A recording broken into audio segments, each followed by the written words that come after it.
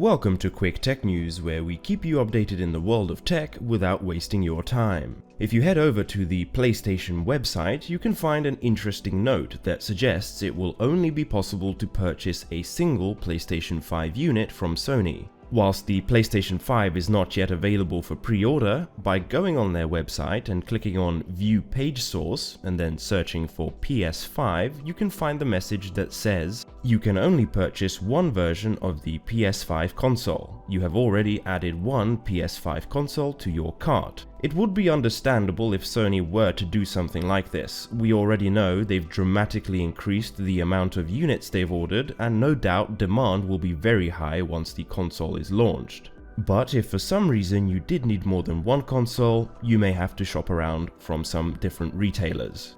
Recently, there have been some rumors floating around that Nvidia's new RTX 3080 card will require you to replace your power supply. A Tom's Hardware report suggests that Nvidia has submitted a new 12-pin power connector to be approved for use on some of their upcoming cards.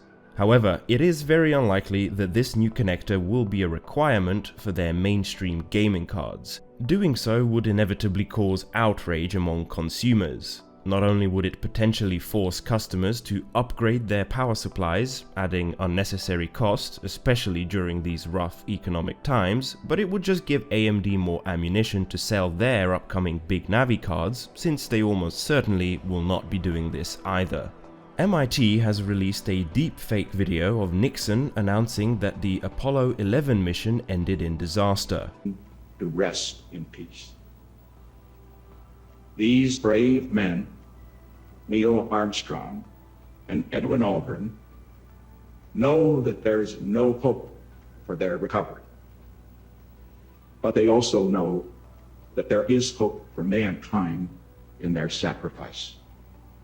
Of course, we all know that that was not the case, and that Neil Armstrong, along with his fellow pioneers, did not perish on the moon. This video clip serves to help people understand what a deepfake is and how it works. Advances in technology now give us the power to create or even recreate history by making a video or audio clip sound just like the real thing. This is fascinating, of course, but even more so, incredibly dangerous. In a world that is currently so unstable, with conspiracy theories floating around left and right, and an internet that can reach a global audience within seconds, having the ability to misinform millions is a reality, and we must stay alert and not take everything we see for granted.